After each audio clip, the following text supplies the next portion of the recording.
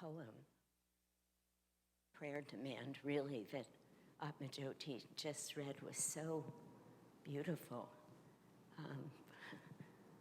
I almost want you to come back up and read it again because I was listening to it, the way Yogananda speaks to God is often in such a different language than what we would use. Most of us probably don't wake up and pray that way every day. But that was so exquisite. Let me feel that thou and I are one. Take me in all of these ways, through sounds, through seeing you're manifested everywhere. It goes on, I don't remember it, of course, but till I know, till I remember, till I realize the truth that we are already one. And I just thought that is the prayer that we should all be praying. That prayer was so perfect for today. Thank you so much for that, for all of us. Yesterday we had a family service. They're always delightful. And as many of you must know, you never know what's going to come out of the mouths of these children. But at the very end of the service, it was all over. One of the little girls came up to me. The end of our service, the last parts, are that we do a fire ceremony, just like we do here. We have, all of us, we put ghee into the fire and then rice into the fire. You can imagine how much the kids love that. There is rice everywhere. No matter how much I try and convince them that even one little kernel of rice will speak to God, they make sure every bit of rice that they've been given goes into the fire. I think we should live with their enthusiasm. And then we do an arati. So all of these children and their parents, everybody, are handed a candle. And they're up here, as we do at the end of service, waving this light. And we've talked about it. And they understand that they are giving this rice and ghee and then the light to God himself. And they take it very seriously. One of the little girls came up. Everybody else was cleaning up. And she takes my hand and she takes me to the altar. And she said, Shanti, is God really in those pictures? And so I said to her, do you think he is? And she said, oh yeah, I talked to him. I said, well, there's your answer. Of course he's in the pictures. And I thought it was so precious. We are working so hard, most of us, to try and remember and remind ourselves that God is alive in everything, that these aren't stagnant pictures up here, that their energy, their vibration, everything about them will come to us through these pictures if we could see with those eyes of children, then we would be much more likely to be able to do what Jesus and Krishna and Swamiji are inviting us to do in these readings, which is to see God everywhere such that we can begin to move to that place of remembering that everything in this universe is a manifestation of that divine energy, and that we are, in fact, already one with God. This reading is so wonderful. It's just such a deep and beautiful reading because what it's asking of us, what Jesus is saying, and what Krishna says so beautifully, Krishna promises us if we can achieve this goal that Christ is inviting us to try and attain, of seeing God everywhere, that we would never lose sight of him, it says, nor he of us. And I keep stopping every time I read that, the Gita, And I just remind myself, do this, because God never really loses sight of us.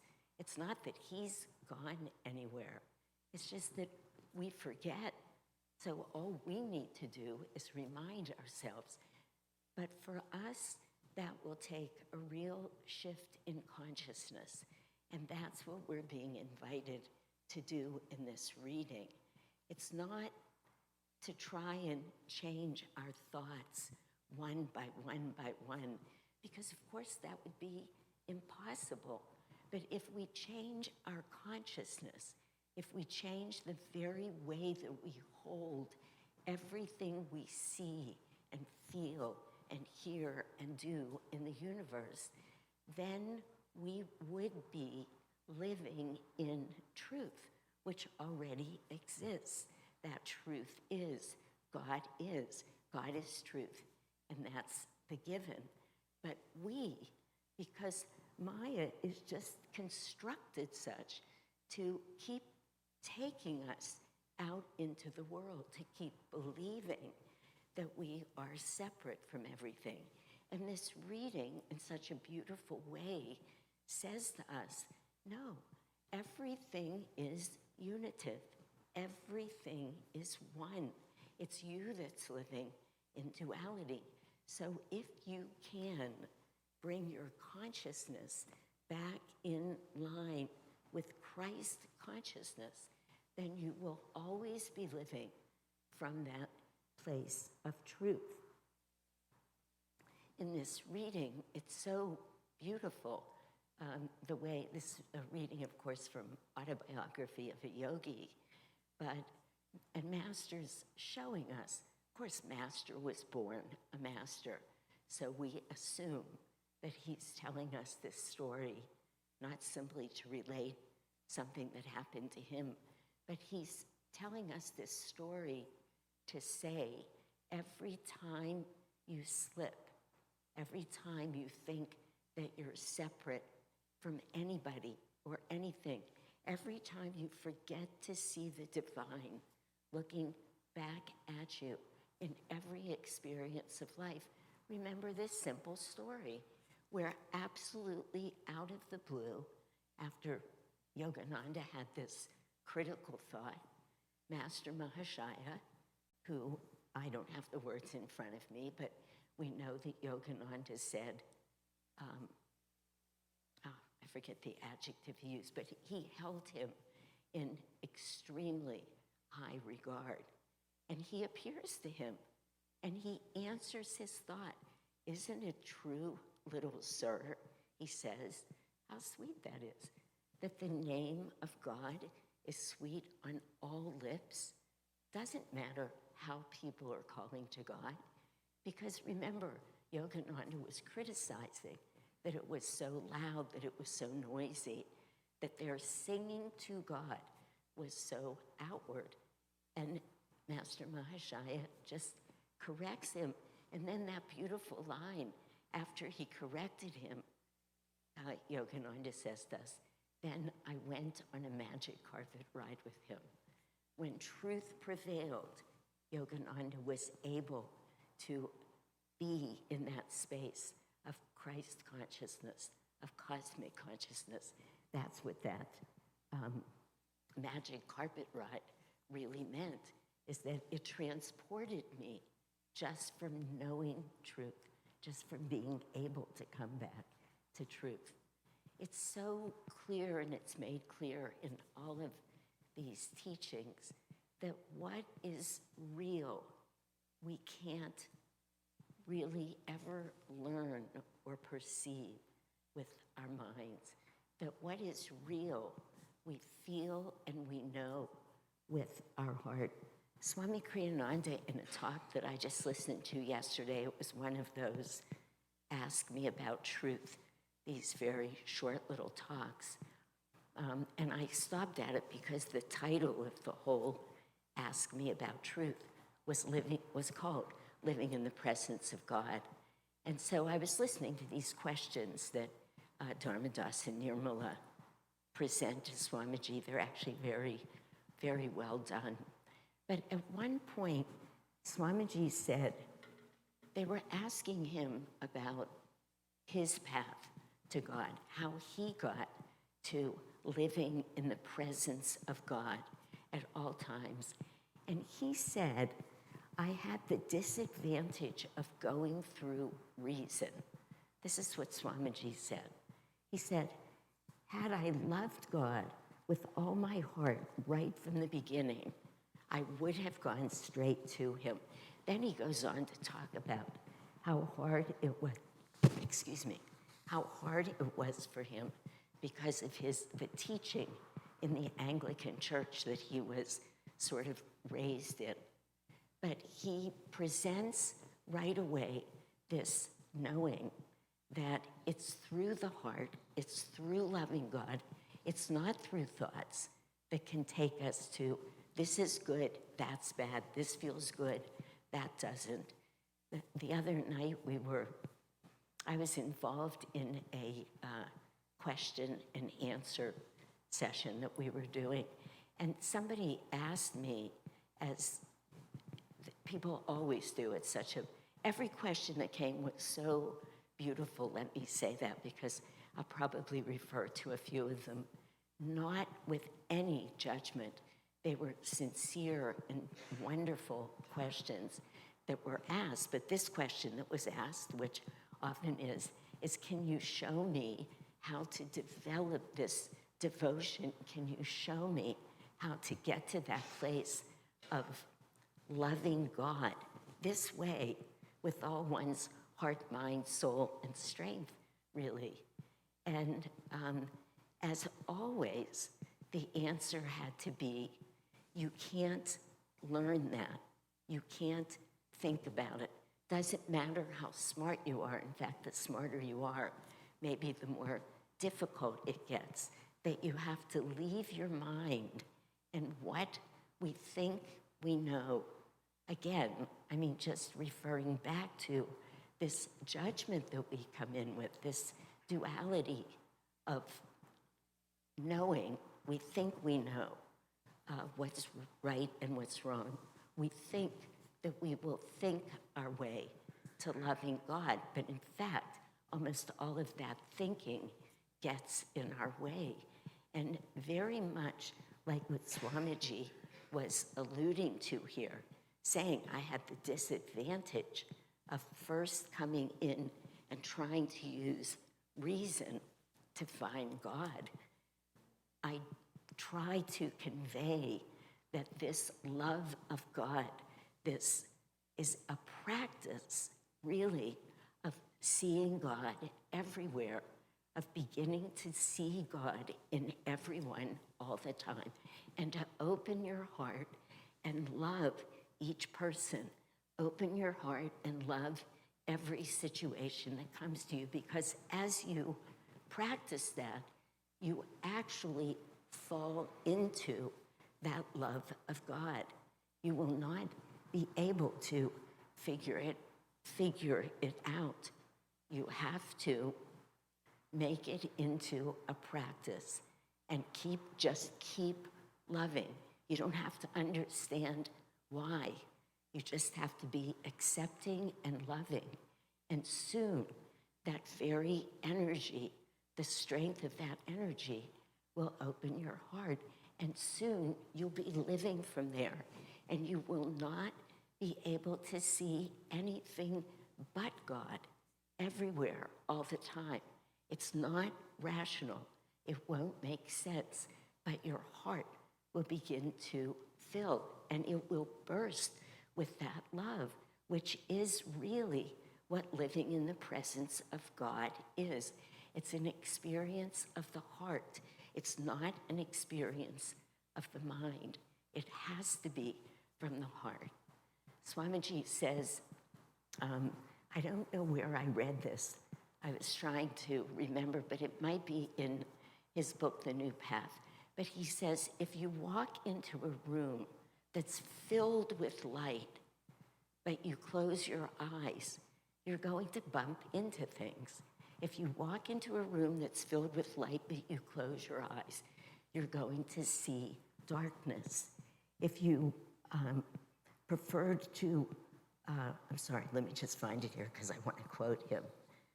If you refuse to see the light, this is what he says. Of course, he said it so much better than I just did. If you refuse to see the light, you create darkness in your world. If you refuse to open your heart, you create anger, greed, jealousy. He says even worse, apathy. And if you refuse to feel joy, you create misery. Now, what really grabbed me about those words was the word create over and over and over. Remember, we're talking about our path towards living in the presence of God. If we're not willing to open our eyes and see the light, which is God, we cannot live in his presence. If we're not willing to open our heart and feel and experience the love everywhere that is God, we cannot be living in his presence.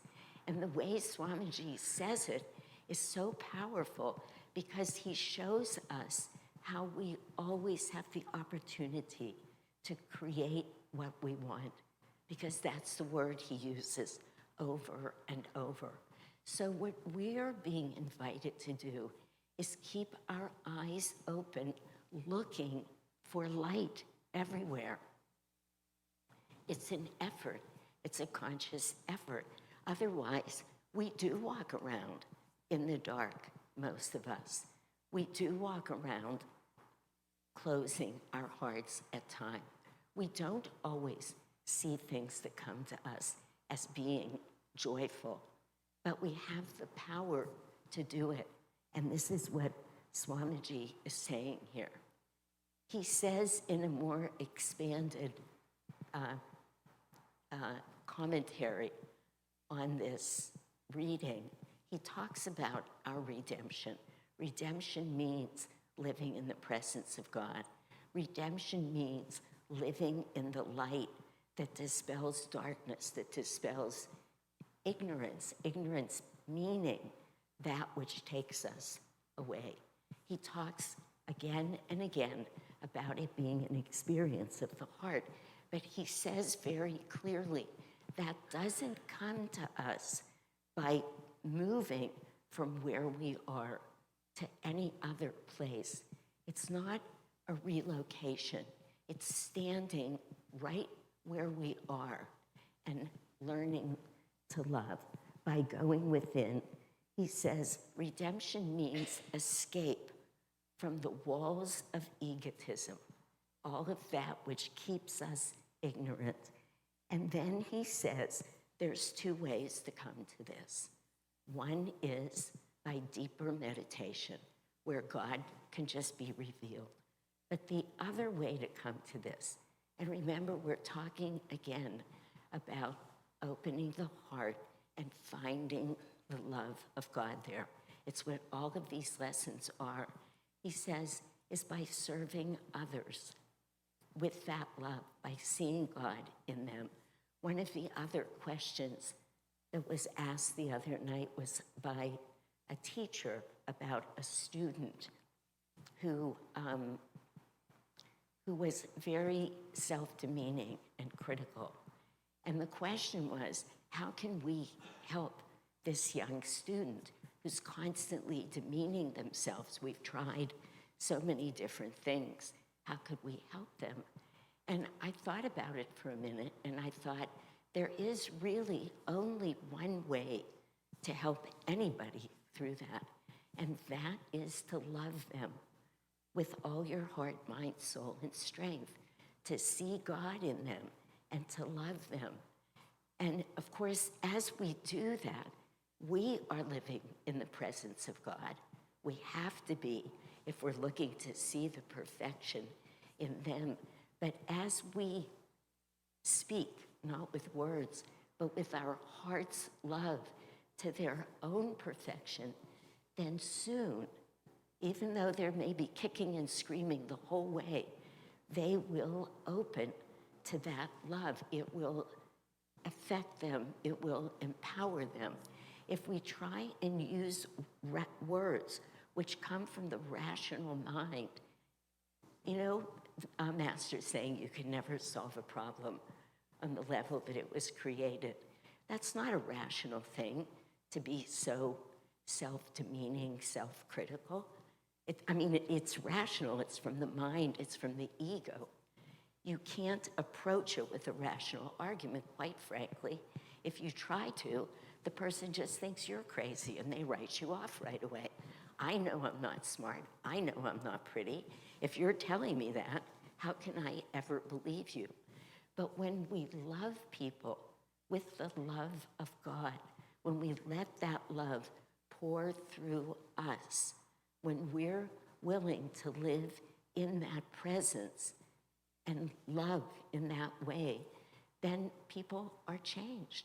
People are affected, and Swamiji says the way to our own redemption is by serving others, by constantly seeing God in them, by serving, knowing in each moment that you are serving God.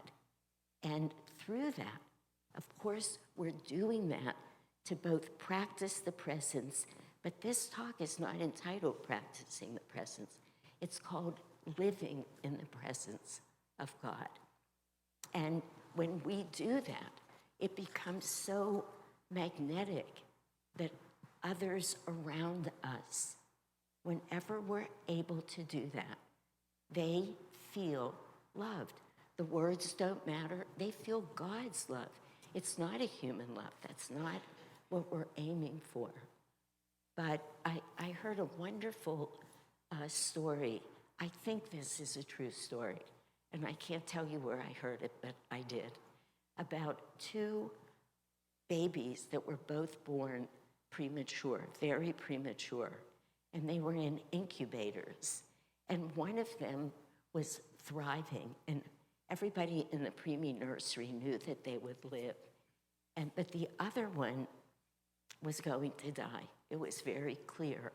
And there was a nurse there who, against all hospital rules, took both babies and put them in the same incubator. And whoever was telling this story said that the baby that was going to live took his arm and put it over the other baby. They were in an incubator, if you've ever seen them. That's pretty close. And they said within hours that people in the nursery could see that the baby that was absolutely meant to die was going to live. And they did both live. Now that is a miracle of love. It's just people could see it, that in their closeness to God, we could say, certainly not rational. These are two premature infants. But somehow that love of God coming through that one child, literally that warmth, that closeness, that Gita saying, you will never lose sight of me, and I will never lose sight of you. And that baby thrived. And I would say in many ways in our own lives, we keep ourselves in a state of near death. We actually do. We close ourselves off from light. We close ourselves off from love. We close ourselves down to the experience of joy. But whatever we can do, and we're given so many opportunities, so many in everything around us, but mostly in satsang, mostly in being together, certainly again in deep meditation, to the best that any of us can do that, but so many other ways to experience the love of God flowing through each of us, to each other, from each other, opening our heart, really with each other, what we say in our purification ceremony. Open your heart to me, and I will enter. Well, we can all do that for each other. We can all do that for each other. You know, these great saints come, and they are perfect in realizing the truth about God. But the other truth is that through his infinite wisdom and infinite energy and manifestation, God is alive and well in every one of us and in every living thing. And when we know that, we can seek that love in each other. We can seek that love in each other, and we can share it with each other. And the knowing of that, again, just the saying of that, the knowing of that, the practice of that keeps us living in the presence of God. Swamiji says, in whatever way we expand our self-identity, the way of redemption lies in the expansion itself. Those are such meaningful words. Every effort we make brings us closer again to what is being called redemption here, which just means lifting ourselves up away from ego-centered, ignorant living, self-identified, and up into the consciousness of the divine, up into living in the presence of God.